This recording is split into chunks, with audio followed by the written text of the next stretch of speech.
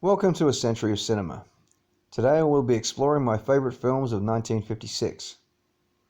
First up, Forbidden Planet, directed by Fred M. Wilcox.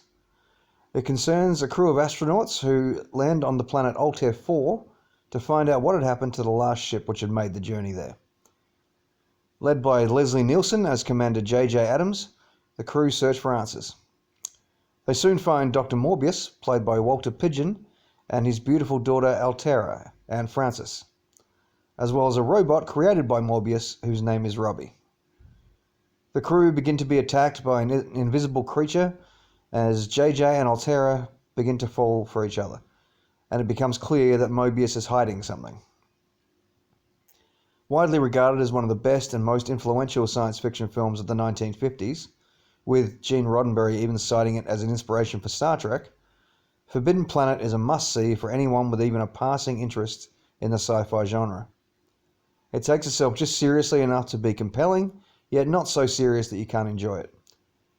There are shades of Shakespeare's The Tempest in the story, with Morbius as a kind of Prospero figure, and it is quite simply stunning to look at. And I'm not just talking about Anne Francis and those tiny skirts. But I'm also not talking about that.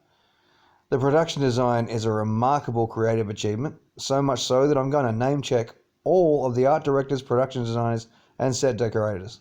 Here we go. Cedric Gibbons and Arthur Lonergan, Irving Block and Mentor Hubner, and Hugh Hunt and Edwin B. Willis. That's a bit of a list, but they did some great work, so they deserve the recognition. Also contributing enormously to the film are the beautiful Oscar-nominated visual effects. Well, let's do that list too.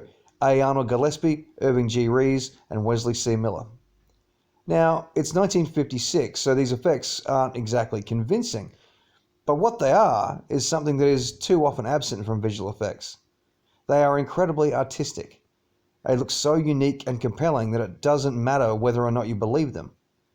So in a way, they hold up better than even some relatively recent CGI. And on top of all that, you have Robbie the Robot, who is an honest-to-goodness pop culture icon in his own right. Such a cool movie.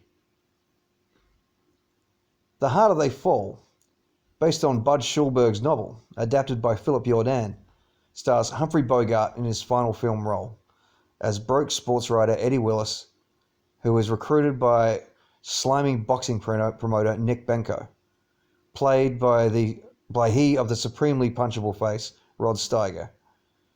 Nick wants Eddie to hype up and help fix the fights of his new boxer, the gigantic Toro, Mike Lane, who, though he may be massive, can't actually fight at all. However, thanks to the rampant corruption in boxing, Toro becomes successful and even gets near the title. Yet when he apparently kills a man in the ring, Toro wants to stop fighting and go home. And it's up to Eddie to convince him to stay, even though throughout this whole time Eddie has become acutely aware of how fighters are taken advantage of and ultimately destroyed by greedy promoters. He convinces Toro to stick around till the title bout so he can collect his money and head home with something to show for it. It is only then, after Toro is brutally beaten in the ring, that Eddie truly discovers the depths this corruption and abuse can sink to, leading to a confrontation with Nick and a reassessment of his own values and priorities. The great star Humphrey Bogart would succumb to cancer not long after filming The Harder They Fall, and I consider it a fitting swan song for him. It is one of his finest, most sensitive and nuanced performances, and still manages to carry with it that quiet Bogart strength and gravitas. And his portrayal of Eddie Willis is enhanced by Philip Jordan's excellent moving adaptation of Bud Schulberg's novel. There is a lot of tenderness, sensitivity, and social commentary on display, particularly for a boxing film of this era, as well as a healthy dose of righteous fury. You want me to go back and tell him that all he gets is a lousy $49.07 for a broken jaw? How much would you take? Along with Bogart's excellent work, we also have Rod Steiger doing what he does best, being an unrepentant asshole, and Mike Lane, on debut, delivers a surprisingly tender and beautiful performance as the gentle giant Toro. Yet when it comes down to it, there are two main highlights of The Harder They Fall. Philip Jordan gets Best Screenplay, and the legendary Humphrey Bogart taking his last bow is my best actor of 1956. Alfred Hitchcock's The Man Who Knew Too Much, is a loose remake of his 1934 film of the same name. James Stewart and Doris Day star as Ben and Joe McKenna, who, along with their son Hank, are visiting Morocco. On the bus, they meet Louis Bernard, who they strike up a conversation with and also have drinks with later. However, when he is killed, he whispers his dying words into Ben's ear, which puts Ben and Joe squarely in the middle of an assassination plot, and Hank is kidnapped to keep Ben quiet. The basic plot is essentially the same as the 1934 film, a normal couple unwittingly embroiled in an assassination with their child being taken. However, everything else is completely different. Personally, I think this is the better version, and although I don't consider it one of Hitchcock's best, even one of his middling entries is still likely to be one of my favourite films of any year. This is, however, my favourite Doris Day performance, and it is also the origin of her signature tune, Que Sera Sera, which she performs twice here, and which won the Oscar for Best Original Song.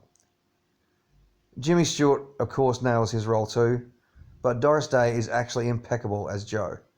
She is the emotional core of the movie.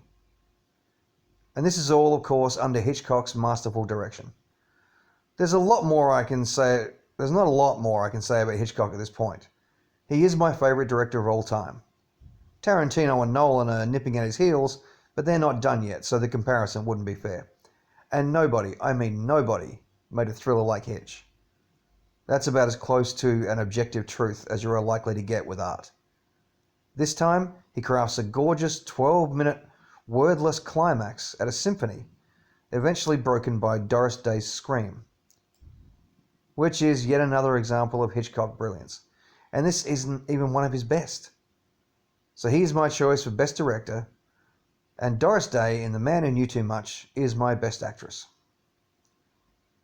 And finally, High Society, a musical remake of 1940's The Philadelphia Story. It stars Bing Crosby as C.K. Dexter Haven, ex-husband of wealthy socialite Tracy Lord, a luminous Grace Kelly, in her final film before becoming an actual princess. She is set to marry George Kitteridge, even though it's plain to everybody that she and Dexter should get back together. A tabloid sends reporter Macaulay Mike Connor, Frank Sinatra, and photographer Liz Imbrie, played by the perpetually awesome Celeste Holm, to cover the wedding. Soon, not only is Dexter trying to win back Tracy, Mike has also taken a shine to her, and Tracy is floundering between the three men, while Liz sits back waiting for Mike to come around. High Society is a straight-up remake of The Philadelphia Story. Very little deviation in plot and even dialogue in many cases. Really, all they did was add a bunch of great Cole Porter songs. And it is the best thing they could have done. The Philadelphia Story is such an excellent yarn, with great characters, so keeping all that intact with talented, charming movie stars and a spectacular soundtrack, and for me, it's even better. I mean, the songs alone are worth watching it for. Who Wants to Be a Millionaire, True Love, You're Sensational, and my personal favourite, way out in front, Frank and Bing's drunken rambling, Well Did You Ever. I drink to your health. Nah, let's drink to your wealth. You're my bon ami. Hey, that's French. A liberty fraternity. It's just one of my all-time favourite anythings. High Society boasts beautiful cinematography by Paul Vogel and one of the most endearing casts of any film. Celeste Holm as Liz is, as always, a magnificent scene-stealing machine. I adore Celeste Holm.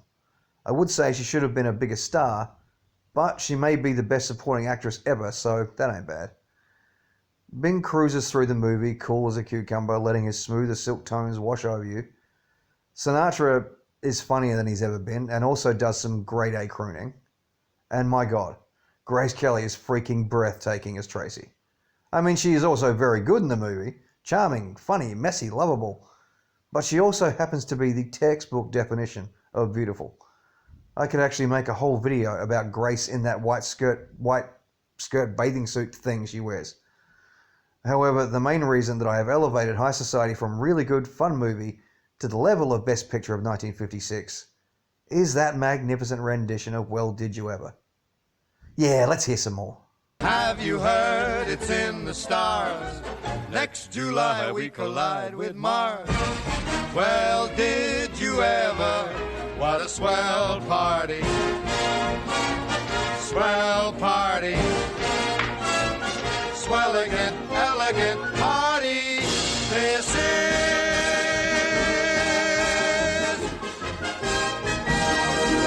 Join me next time on A Century of Cinema when I will be discussing my favourite films of 1957.